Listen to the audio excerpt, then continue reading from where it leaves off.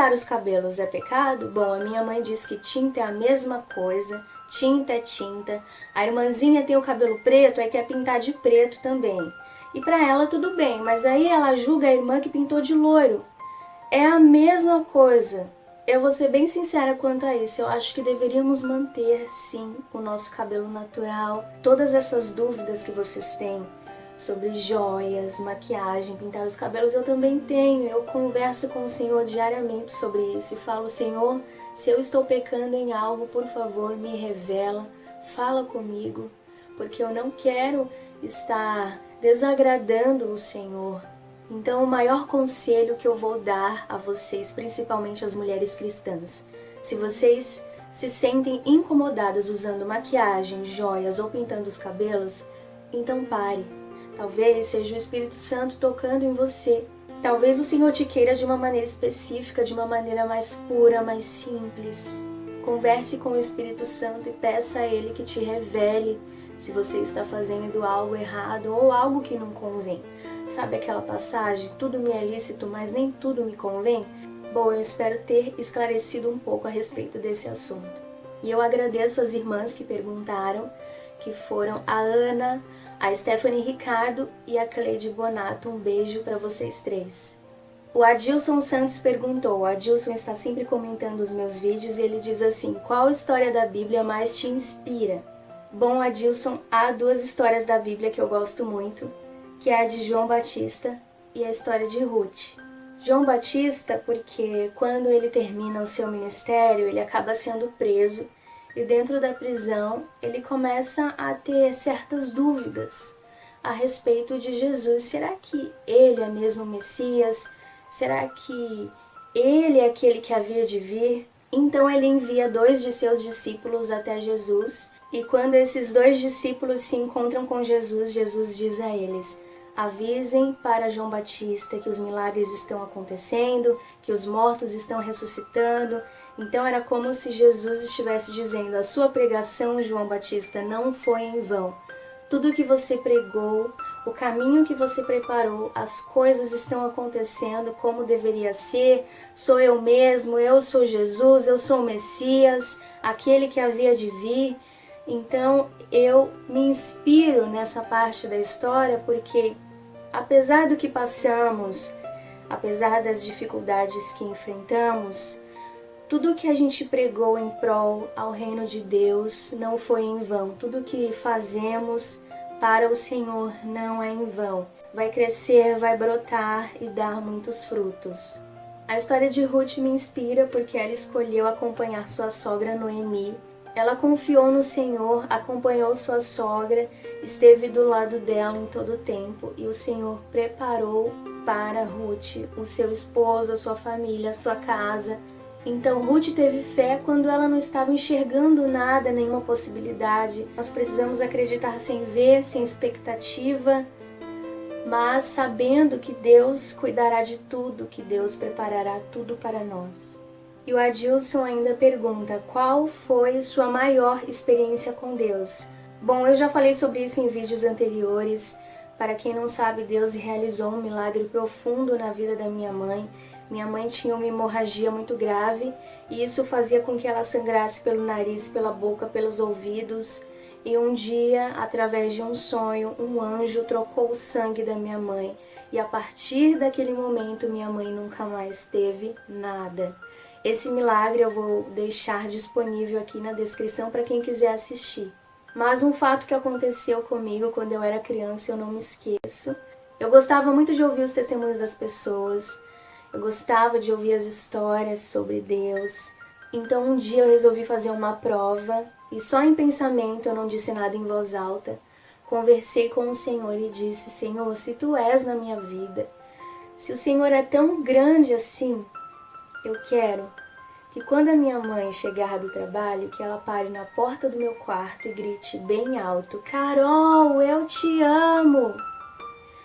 E foi só isso que eu disse. É uma coisa bem bobinha, mas eu era uma criança. Então, algumas horas depois, minha mãe chegou do trabalho e eu ali, toda agoniada, perguntei: mãe, você não está sentindo nada? Você não está com vontade de dizer nada?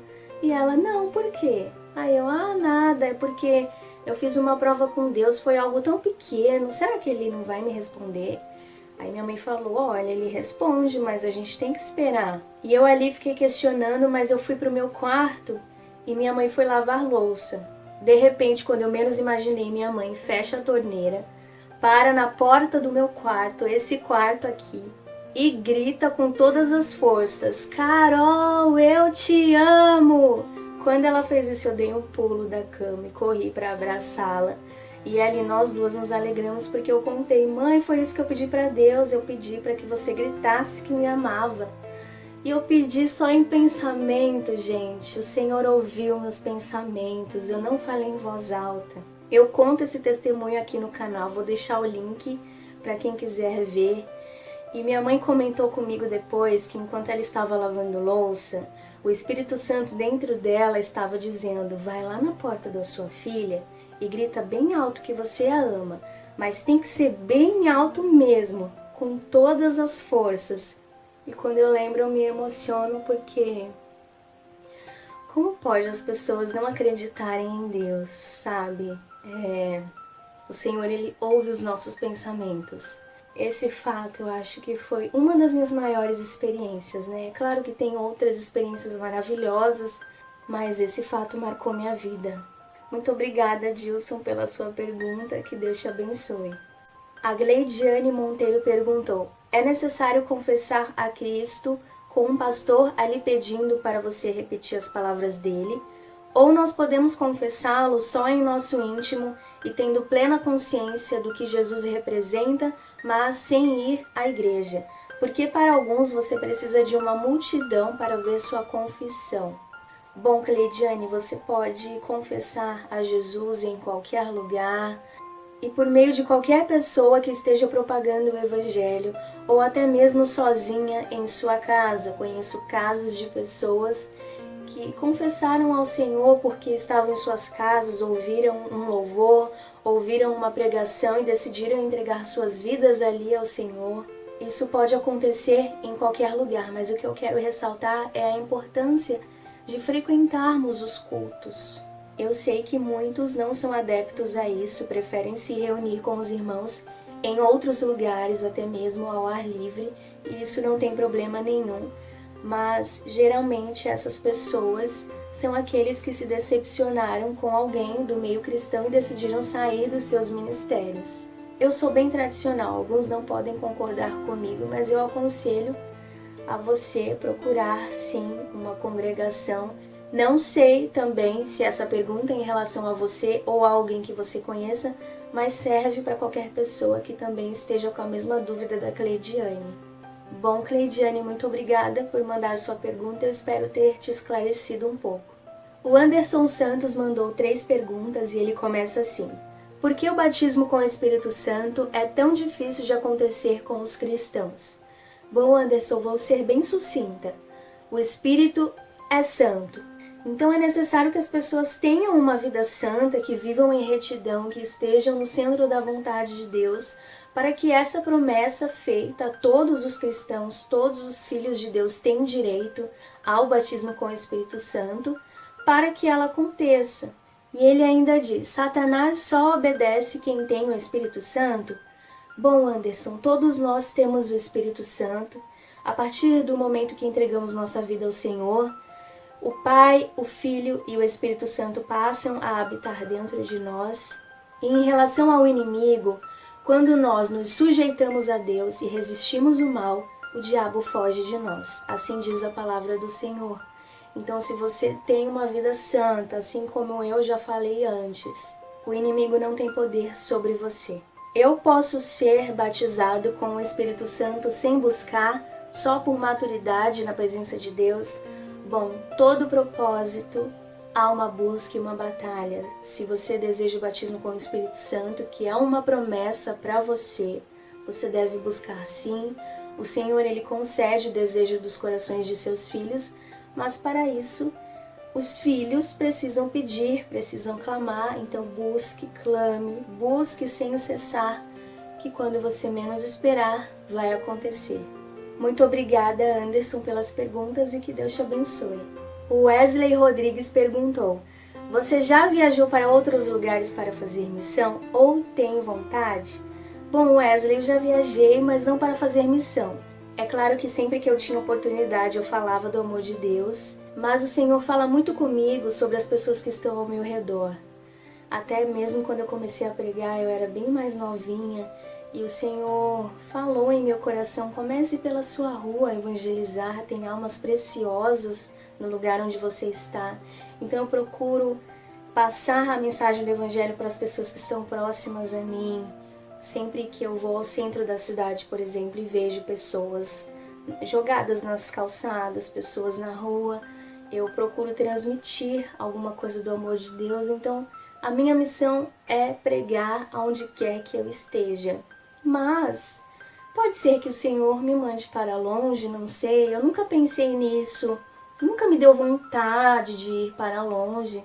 Mas o Senhor é que sabe de todas as coisas, né? Eu só vou ter que esperar para ver. Muito obrigada pela sua pergunta, Deus abençoe.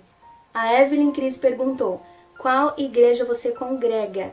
Bom, Evelyn, eu sou da Assembleia de Deus, Ministério da Baixada Santista. Sou desse ministério desde que nasci, mas é isso, é a minha família, é a minha casa e vou permanecer nesse ministério até quando Deus permitir. Muito obrigada, Evelyn, um beijo para você. E a última pergunta é da Sônia Silva e ela diz assim: você já sentiu frieza espiritual ou vontade de desistir de algum sonho por causa das lutas?